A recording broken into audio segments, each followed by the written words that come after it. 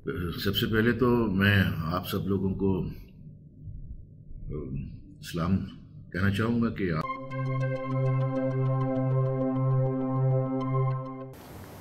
अस्सलाम वालेकुम। हमारे तमाम देखने और सुनने वालों को प्रोग्राम मुसाफिर में खुशामदीद कहते हैं। मैं हूं कासिम राना और आप देख रहे हैं आई वर्ल्ड एंटरटेनमेंट।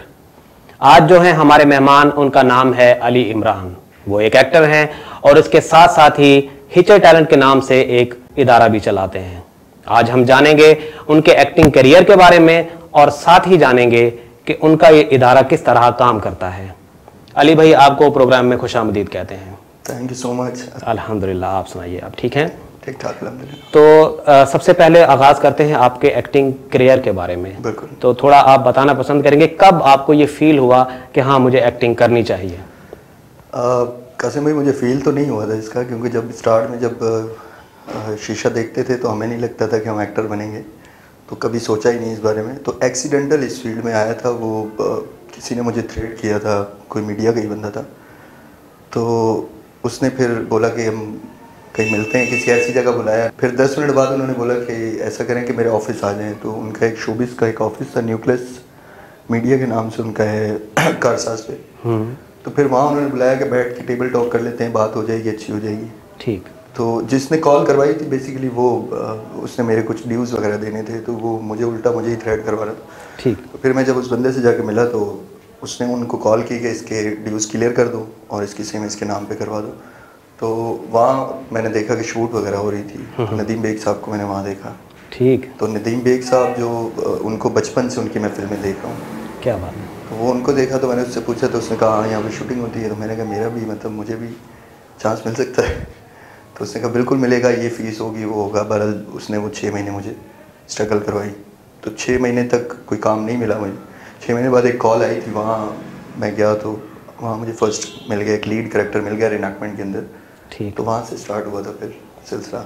ठीक ठीक। अगर कहें कि नदीम बेग साहब आपकी इंस्पिरेशन बने तो गलत ना होगा? बिल्कुल इंस्पिरेशन बिल्कुल हुई थी, नदीम बेग साहब थे, क्योंकि उनकी कोई फिल्म ऐसी नहीं है जो मैंने नहीं छोड़ी। मैंने देखा है उनको, बचपन से देखा है। तो वो जो पहला काम आपने किया उसका एक्सपीरियंस आपका कैसा रहा? बहुत अच्छा था, बहुत मज़ा आया। और फिर आगे आपके एक्टिंग के सफ़र के बारे में बताइए कि आपने क्या क्या किया, कैसे किया, किन लोगों के साथ आप अटैच्ड रहे? उसके बाद 6 महीने तक तो मुझे कोई कॉल नहीं आई, काम नहीं मिला। ठीक। तो 6 महीने बाद मुझे फिर समा से एक कॉल आई, तो वहाँ जाके मैंने डायरेक्टर था महबूब था वहाँ पे। ठीक। और प्रोजेक्ट था खोजी, इरफान गुमरो उसके प्रोड्यूसर थे और महबूब डायरेक्टर था उसका। तो वहाँ से सिलसिला शुरू हुआ, जैसे 2-2 सीन 3-3 सीन करके, और फिर 1 साल काम करता रहा, थोड़ा थोड़ा काम करता रहा। 1 साल बाद बेस्ट एक्टर का अवार्ड दिया था समा वालों ने। अरे क्या बात। उसमें ये था कि मैंने कोई एक गेटअप नहीं रखा, डिफरेंट गेटअप्स के अंदर मैं काम करता रहूँ। मतलब कभी ब्रेड, कभी स्टैचेस बढ़ा ली, कभी क्लीन शेव हो गया। तो अलग अलग डिफरेंट कैरेक्टर्स किए हैं, कोई एक छाप नहीं लगी कि मतलब ये वाला कैरेक्टर मैं नहीं करूँगा या ये करूँगा। ठीक ठीक। जो मिलता गया मैं करता गया। तो कोई ऐसा कैरेक्टर या कोई ऐसा काम जहाँ जो काम करने के बाद आपको लगा हो कि नहीं यार अब तो मुझे यही करना है? एक्टिंग के अंदर? जी। एक्टिंग के अंदर बेसिकली मैं ढूंढ रहा था कोई उस्ताद एक्टिंग के लिए ना, कि कोई ऐसा बंदा मिले या कोई ऐसा इदारा मिले जहाँ मैं जाऊँ जाके एक्टिंग, क्योंकि काम करते हुए मुझे अंदाज़ा हुआ कि सीखना पड़ेगा। ये मतलब इतना आसान नहीं है जितना हम समझते हैं कि आएंगे और झंडे काट देंगे, ऐसा कुछ भी नहीं है। ठीक। काम मैं कर रहा था, काम चीज़ें कर रहा था, लेकिन मुझे खुद फील हो रहा था, महसूस हो रहा था कि जिस तरह मैं देखता हूँ लेजेंड्स को, उनके और हमारे काम में, मतलब मेरे काम में बहुत, मतलब मैं समझ रहा था कि मुझे बहुत ज़रूरत है सीखने की ज़रूरत। तो इदारे कोशिश की कि जाके देखूँ। कराची के अंदर आर्ट काउंसिल वगैरह था, नापा था, लेकिन नापा थिएटर सिखा रहा था। तो थिएटर और टीवी एक्टिंग में मुझे लगा कि थोड़ा फ़र्क है।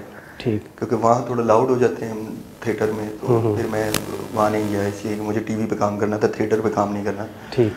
तो उसके अलावा लोग जो मेरे सर्कल में थे, जिनसे मैं मुलाकात कर रहा था, तो मैं उनसे कुछ क्वेश्चंस कर रहा था, सवाल कर रहा था जो मेरे पास थे। मतलब मैं ग्राउंड देख रहा था कि हमारे एक्टिंग का जो ग्राउंड है वो क्या है, मतलब एक्टर जो है उसका एब्रिविएशन क्या है, एक्टिंग है क्या, व्हाट इज़ एक्टिंग, एक्टिंग की इमेज क्या है, मतलब दिखती कैसी है। तो ये 2-4 सवाल मेरे जहन में आए। तो मैंने कहा जो ये इनके आंसर देगा उसको मैं उस्ताद बना लूँगा। ठीक हो गया। तो मैं इस तरह फर्दर जो लोग मुझे मिलते गए मैं उनसे सवाल करता गया, तो वो घुमा के कहीं ले जाए मुझे। मैंने कहा सर मुझे 1 लाइनर आंसर दे, व्हाट इज़ एक्टिंग, उसका आंसर दे, फेक इट मेक इट, जो है एक लाइन में, लंबी कहानी जलसा तो हर कोई सुना सकता है सर। ठीक है। मैंने कहा वन लाइनर एक ऑथेंटिक आंसर चाहिए जिससे मैं सेटिस्फाई हो जाऊँ। ठीक। तो इस तरह कोई नहीं मिला, तो फिर टीवी पे मैंने कोशिश की कि कोई जो पुराने जो टीवी आर्टिस्ट हैं उसमें कोई रूहानी उस्ताद बना लूँगा। मतलब मुलाकात नहीं भी हुई तो ये कि मैं उसको फॉलो करूँगा। ठीक। तो देखता रहा तो नहीं आ रहा समझ में, कोई मज़ा नहीं आ रहा मुझे, मतलब वो चीज़ नहीं आ रही जिससे मैं सेटिस्फाई हो जाता। तो फिर मैंने गूगल पे लिखा कि one of the best seen in Pakistani drama history, जिस बंदे का वो होगा उसको मैं उस्ताद बना लूँगा। सही। तो मैंने वो लिखा, गूगल ने तोक़ीर नासिर साहब का एक सीन है वो रेज़ा ड्रामे का। ठीक। 9 मिनट का एक सीन है वो, उसके अंदर हर चीज़, हर वेरिएशन है उसके अंदर, अग्रेसिव भी है उसके अंदर, इमोशनल भी है उसके अंदर, ट्रेजेडी, हर चीज़ उस एक सीन के अंदर हर वेरिएशन आई है उसके अंदर। आवाज़ था, उतार चढ़ाव, अप डाउन, सब था उसके अंदर। तो मैंने इनको साथ बना लिया। सबसे पहले तो मैं आप सब लोगों को सलाम कहना चाहूँगा कि आप अली इमरान के साथ इस हवाले से मुझसे जुड़े हुए हैं कि आप मेरा काम देखते हैं और मेरे काम से अपना काम निकालते हैं। और मैं समझता हूँ कि ये बहुत बड़ा काम है जो अली इमरान मेरे लिए कर रहे हैं, और मेरे काम को अगर उसकी नर्सरी को आगे बढ़ा रहे हैं और छोटे छोटे पौधे आप लोगों की शक्ल में लगा रहे हैं, तो कल ये इंशाल्लाह इनमें से बहुत से तनाव दरख्त बनेंगे। और मैं रहूं ना रहूं, मेरा काम हमेशा ज़िंदा रहेगा, और इसके ज़रिए और आप लोगों के ज़रिए हमेशा ज़िंदा रहेगा। आप लोग सलामत रहें। Wish you all the best. रूहानी उस्ताद बनाया था इनको। तो फिर मेरे कुछ दोस्त थे, उन्होंने बोला कि जाके मुलाकात कर लो, लिंक है, मतलब आप शोबिज़ में हो, आप पहुंच जाओगे। मैंने कहा नहीं, इंशाल्लाह कोई काम ऐसा करूंगा कि ये मुझे खुद बुलवाएंगे। अच्छा। तो 1 साल गुजरा, इस बात को 1 साल गुजरा तो इनकी कॉल आई थी, मतलब एक लड़के ने कॉल की कि कल तोक़ीर नासिर साहब तुम्हें बुला रहे हैं, खामोशी के सेट पे ही आए हुए थे, शूट कर रहे थे। अच्छा। तो वहाँ किसी ने इनसे जिक्र किया कि अली इमरान एक है, उसने एकेडमी बनाई हुई है और आपका फ़ैन है और आपके ड्रामे दिखाता है वहाँ पे, आपके जो क्लिप्स दिखा के ट्रेनिंग देता है। तो इन्होंने कहा कि उसको बुलवाओ मेरे पास। अच्छा। तो इस तरह मेरी इनसे मुलाकात हुई। क्या बात है। अच्छा, वो जो आपने सीन देखा गूगल से देखकर, उसका कुछ टुकड़ा कुछ याद है? बिल्कुल याद है मुझे। बोल सकते हैं? जी हाँ, बिल्कुल। उसका स्टार्ट बहुत लाइट लिया था उन्होंने। स्टार्ट मैंने बताया कि उसके अंदर बहुत डिफरेंट वेरिएशंस थी, हर वेरिएशन थी। तो जहाँ से वो सीन मतलब उठता है, मतलब वो मज़ा जहाँ पे आता है, वो माँ की बात करती है, उनके अपोजिट जो उनकी मामी होती हैं वो उन पे इल्ज़ाम लगाती हैं उनकी माँ पे। तो वहाँ से एकदम अग्रेसिव होते हैं वो। तो वो कहती हैं कि हमने शकीला को कभी, तो वो भी पूरा जुमला करती नहीं, तो वहीं इंटरप्ट करते हैं कि मेरी माँ को झूठा कहने की जुर्रत मत करना। मुझे अगर किसी बदफितरत, नीच या घटिया औरत की तरबियत होती तो आज मैं ना जाने क्या क्या कर गुजरता। मेरे गजब, मेरे इंतकाम को अगर मेरी माँ की जंजीरों ने ना जकड़ा होता तो आज मैं अगवा या कत्ल कर गुजरता। उसके बाद थोड़ा सा आगे जाते हैं तो वो जो मामू होते हैं वो कहते हैं कि इतना लाउड नहीं हो, गुस्सा क्यों कर रहे हो, घर पे मेहमान आए हुए हैं। तो वो एकदम वहाँ से वेरिएशन चेंज होती है, गुस्से में ही होते हैं। तो जैसे ही कहते हैं ना मेहमान क्या सोचेंगे, तो कहते हैं हाँ मेहमान ज़्यादा से ज़्यादा यही सोचेंगे। इमारत के इस फूल की जड़ें गुर्बत की दलदल में, बस उन्हें क्या मालूम कि ये फूल अपनों ही का लहू चूस कर खुशबू दे रहे हैं। वो क्या जाने ये मेहंदी अपनों ही के खून से रंग दे रही है। क्या बात है, ज़बरदस्त। ठीक हो गया। तो यहाँ से इसकी एक लाइन और है, बड़ी पंच लाइन। जी जी जरूर। बेसिकली इसमें वो होते हैं मतलब मिडिल क्लास होते हैं, तो वो जो मामू होते हैं वो अमीर हो जाते हैं। जी जी। तो वो जो इनकी जो मंगेतर होती है वो बचपन में मुंसलिक हुई होती है, लेकिन जब वो अमीर हो जाते हैं तो वो इनको इग्नोर कर देते हैं। तो वहाँ पे वो एक पंच लाइन देते हैं। जी जी। मैं अगर आप बिल्कुल बिल्कुल बिल्कुल। वो कहते हैं कि कौन जानता है आज ऊंची ऊंची लहराती हुई शाखों के लहराते हुए पत्ते कल किसी मुफलिस के पांव तले से सक रहे होंगे, कौन जानता है। अरे जबरदस्त, वाह, ग्रेट। तो इस तरह से मतलब आपकी इंस्पिरेशन बने तोक़ीर नासिर साहब। मैंने आगे प्रैक्टिकल में मैंने वो सीन देख के, मैंने सीन देखने से पहले मैंने कहा ना कि मैंने जो इंडस्ट्री का बेस्ट सीन जिस एक्टर ने दिया होगा वो उसको मैं उस्ताद बना लूंगा, रूहानी उस्ताद बना लूंगा। कोई एक प्रोजेक्ट का नाम या कोई प्रोजेक्ट, कोई ऐसा काम आप जिसके कहें कि हाँ यार अब तक का मेरा बेस्ट ये रहा है जो मैं अब तक डिलीवर कर चुका हूँ, कोई ऐसा काम?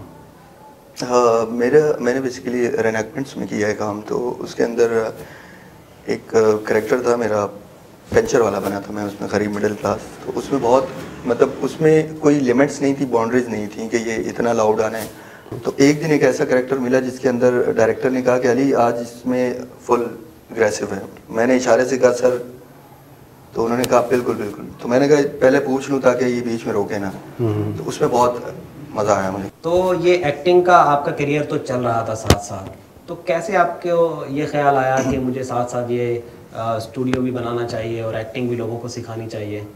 एक्टिंग का ये स्टूडियो, एक्टिंग बेसिकली सिखाई तो जाती नहीं है, बताई जाती है। एक्टिंग मतलब सिखाने से नहीं सीखते हैं, बताई जाती है, सीखने वाला सीख लेता है। राइट। तो मैंने कहा कि वो बताया था आपसे पहले भी, मैंने कहा कि इंस्टीट्यूशन ढूंढ रहा था तो नहीं मिला था कोई। तो फिर डॉक्टर नासिर साहब को साथ मान लिया था, रवानी के साथ। तो अब उसके लिए मैं इनके ड्रामे निकाल के देख रहा था सारे। एक ड्रामा मैं लेके आया था, रेज़ा रेज़ा, ईद वाले दिन लेके, ईद से पहले लेके आया था। तो ईद के 3 दिन मुसलसल मैंने वो ड्रामा देखा था, 3 दिन में वो कंप्लीट हुआ था। तो उसमें से मैंने क्वेश्चंस बनाए, निकाले, चीज़ें निकाली कि आवाज़ के अंदर वेरिएशन जो होती है, आवाज़ मतलब मेरी बहुत आवाज़ पतली आवाज़ थी, आज तो गला थोड़ा सा वैसे ही बैठा हुआ है मेरा। तो उसके अंदर चीज़ें निकालता गया कि आवाज़ के अंदर जो वेरिएशंस दे रहे थे, एक्सप्रेशन, बॉडी लैंग्वेज और फर्दर चीज़ें जो मिलती जा रही थी वो मार्क कर लेता था मैं। तो मैंने कहा इसको बैठ के कहीं प्रैक्टिस के लिए कोई जगह हो मेरे पास ताकि मैं बैठूं दोस्तों वगैरह के साथ जो को आर्टिस्ट हैं। तो मैंने एक छोटा सा ऑफिस एक लिया जहाँ पे मैंने सिटिंग बनाई पूरी कि वहाँ बैठ के हम प्रैक्टिस किया करेंगे। जो भी करैक्टर मेरा आता था शूट का, उस स्क्रिप्ट को लेके मैं दोस्तों के साथ बैठ जाता था कि ये आपका करैक्टर है, ये मेरा है, ये मेरा है। तो उसको ताकि ये करते करते मेरी भी प्रैक्टिस हो जाएगी, सीआर रिहर्सल भी हो जाएगी। तो वो इस तरह वो एक सिलसिला बनाया कि एक दिन एक आया, 2 आए, 4 आए, करते करते फिर कुछ 1-2 लोग और आगे नए आ गए कि यार हम भी बैठ सकते हैं। मैंने कहा बिल्कुल बैठो। तो वो करते करते वो सिलसिला शुरू हो गया, लोग आना शुरू हो गए। तो मतलब फ्री ऑफ कॉस्ट सब आ रहे हैं, मैं कोई फ़ीस चार्ज नहीं कर रहा। 1 आध साल आते रहे, लोग इकट्ठे करता रहा। तो उसमें ये हो रहा था कि लोग जो आ रहे थे ना तो वो सीरियस नहीं ले रहे थे। अब मैं सीरियस हो गया, वो आ रहे हैं, कभी आ रहे हैं कभी नहीं आ रहे, कोई टाइम पे आ रहा है कोई नहीं आ रहा। तो मैंने कहा कि अब इसका क्या हल करूं। तो कुछ चार्जेस वगैरह मैं 1000 रुपये, मैंने कहा भाई फॉर्म आप भरें, 1000 रुपये दें तब मैं आपको लूँगा, ताकि मैं पता चल जाएगा जो सीरियस होगा वो पैसे देगा, जो पैसे देगा उसको पता है कि मैंने पैसे दिए तो वो आएगा। तो वो इस तरह फीस थोड़ी सी मैंने रखी। तो सिलसिला शुरू होते होते वो, तो आपने मतलब ये कहने का कि वो जो लोगों को रिस्पॉन्सिबल बनाने के लिए ये किया, और थोड़ी सी तो फीस नहीं थी बेसिकली एक्टिंग सिखाने का। मैंने कहा ना कि एक्टिंग सिखाने के पैसे नहीं होते हैं, एक्टिंग ठीक के मतलब हम पे नहीं कर सकते हैं एक्टिंग सिखा। एक्टिंग बहुत बड़ा काम है, बहुत वसी काम है। ठीक है जी। तो उसकी कोई फ़ीस हम तय नहीं कर सकते हैं। तो एक मेंबरशिप फ़ीस मैंने रखी कि मतलब साथ जुड़ने के लिए, एकेडमी का हिस्सा बनने का जो एक होती है कि मेंबरशिप फ़ीस थोड़ी सी रखी। वो भी पैसे लड़कों पे ही तकरीबन लग जाते हैं। उनके लिए कुछ बुक्स वगैरह, मोटिवेशन बुक्स आती हैं, उनकी तस्वीरें वगैरह बनती हैं, कुछ उनका वीडियो प्रोफाइल बनता है, ताकि वो पैसे वो तकरीबन उन पे लगते हैं। बाकी रेंट वगैरह निकलता है और कुछ भी नहीं। मतलब यहाँ से मैं इस इंस्टीट्यूट से कमा नहीं रहा, मैं चाहता हूँ कि इसको मैं बड़े लेवल पे लेके जाना चाहता हूँ। मैं अपनी बेस बुनियाद बनाना चाहता हूँ। इसका मतलब ये हुआ कि जो मौका आपको नहीं मिल सका वो आप लोगों को देना। सर बिल्कुल, मेरा यही था कि जो लोग मैंने बहुत स्ट्रगल की थी इसके अंदर। तो उसमें ये था कि लोगों ने मेरे से पैसे, कोई कह रहा है ये इतने पैसे, कोई मत पे पैसे, कोई मतलब करते करते मेरे जिसके अंदर 22 ड्रामे जो है रिनैक्टमेंट के वो फ्री ऑफ कॉस्ट किए थे, जिसका 1 लाख से ऊपर का अमाउंट था जो मुझे नहीं दिया। मैंने कहा मुझे नहीं चाहिए, मुझे काम चाहिए, पैसे आप रख लें। तो वो 1 साल 22 ड्रामे वो मैंने किए। उसके अलावा जो लोगों ने मुझसे फीसें मिल मिला के 2-2.5 लाख रुपए मेरे लग गए थे। तो 2-2.5 लाख पे करके मैं स्क्रीन पे आ सका। तो मैंने कहा कि ये अगर इस तरह 2-2 लाख 2.5 लाख अगर लगेंगे या 50,000 लगेगा तो जो नहीं दे पाएगा वो क्या करेगा, वो कहाँ जाएगा, मतलब किसको बोलेगा कि मुझे एक्टिंग करनी। तो सर ये एक जहन में छोटा सा था, तो वो रख के मैंने बनाया सिलसिला। अल्हम्दुलिल्लाह अच्छा चल रहा है। मैंने आपको इंटरप्ट किया, वो जो पहला बैच आपका मुकम्मल हुआ, जी बिल्कुल, ये पिक्चर उसकी लगी हुई है। क्या आउटपुट उसका? उसमें जो पहले बैच में से एक जो स्टूडेंट है इस वक्त मेरे पास, वो है उनकी एज है 73 ईयर्स, 70 साल के थे वो उस वक्त। तो वो मेरे पास आए तो उन्होंने कहा कि मेरी जो मैं कॉलेजेस मैं अपना पहले करता रहा हूँ काम, तो फादर ने इजाज़त नहीं दी कि पहले स्टडी वगैरह कर लो, तो ये शौक़ तुम्हारा 70 साल की उम्र में भी पूरा हो जाएगा। ये उनके फादर के मुँह से ये बात निकली थी, तो एग्जैक्टली वो वाकई 70 साल की उम्र में मेरे पास आए थे, किसी ने रेफ़र किया था। तो फर्स्ट बैच में वो थे, उनका नाम है महफूजुर रहमान। तो मैंने उनको एक निक नेम दिया, मैंने कहा ये थोड़ा सा हार्ड है आपका नाम, तो टूटू बाबा आजकल वो मीडिया में बहुत हेड चल रहे हैं, और वो पहले बैच के स्टूडेंट हैं, और वो पहले स्टूडेंट हैं जिन्होंने यहाँ से एचएस टैलेंट से ग्रेजुएट किया है, और अल्हम्दुलिल्लाह वो आज बहुत अच्छा काम कर रहे हैं माशाल्लाह मार्केट में। ग्रेट जी, तो बहुत अच्छा इनपुट रहा है ये मेरे पास। तो अब हम खेलेंगे आपके साथ एक गेम शो, जिसके 3 पार्ट होंगे। पहले पार्ट का नाम है माय फेवरेट। ठीक है। एक्टर तौकीर नासिर साहब। सिंगर अताउल्ला खान। कॉमेडियन मुनव्वर ज़रीफ साहब। फिल्में मैंने बहुत देखी हैं। मेरी फेवरेट मूवी जो है जिसमें तौकीर नासिर साहब मेरे उस्ताद, जिसमें क़यामत के बाद। डायरेक्टर नदीम बेग साहब। ग्रेट।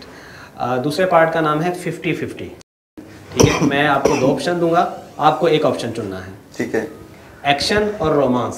एक्शन। पैसा या प्यार? प्यार। राइटर और डायरेक्टर? राइटर। ड्रामा या रीएनैक्टमेंट? रीएनैक्टमेंट, मैंने काम किया रीएनैक्टमेंट में। गुड। यूट्यूब या फेसबुक? यूट्यूब। तीसरे पार्ट का नाम है खुल के बोल। ठीक है। तो इसमें बेसिकली मैं एक सेलिब्रिटी का नाम लूंगा, उसको आप एक सेंटेंस में या एक लफ्ज में डिस्क्राइब करें। जावेद शेख। बहुत अच्छे एक्टर हैं, बहुत सीरियस एक्टर हैं बहुत। ठीक है। हमजा अली अब्बासी। चार्मिंग है, काफ़ी अच्छा आर्टिस्ट। मीरा एंटरटेनमेंट। गुड। नीलम मुनीर। बहुत अच्छी हैं, सही है। सही। तौकीर नासिर साहब जो हैं, जिस तरह स्टार्स होते हैं तो वो चांद है। अरे क्या बात है। आपसे मिलकर हमें बहुत खुशी हुई sir. Thank you so much. मुझे आपसे मिलकर खुशी हुई। चलिए जी, तो हमारी क्वेश्चन सी भी है। इसके साथ ही हमारे पास आपके लिए है एक अदद गोल्डन पेन, जिससे आप माजी की सुनहरी यादें लिख सकते हैं, और आप अपने मुस्तकबिल के प्लान्स भी लिख सकते हैं। सर, इससे मैं लिखूंगा इंशाल्लाह। एक्टिंग के लिए मुझे कुछ चीज़ें लिखनी है, कोई एक बुक लिखना चाहता हूँ, तो वो मैं इससे इंशाल्लाह लिखूंगा आपके इसमें। और उसके साथ ही हमारे चैनल की तरफ से आपको एक t-shirt. Sir thank you so much, बहुत शुक्रिया सर। तो नाज़रीन, आपने देखा अली इमरान भाई को, उन्होंने कितनी स्ट्रगल की, और जो उनको ना मिल सका वो दूसरों को देने के लिए वो कोशियाँ हैं। इसके साथ ही हमें दीजिए इजाज़त, आपसे होगी मुलाकात फिर किसी नई जगह, नए लोग और नए अंदाज के साथ। तब तक के लिए अल्लाह निगहबान।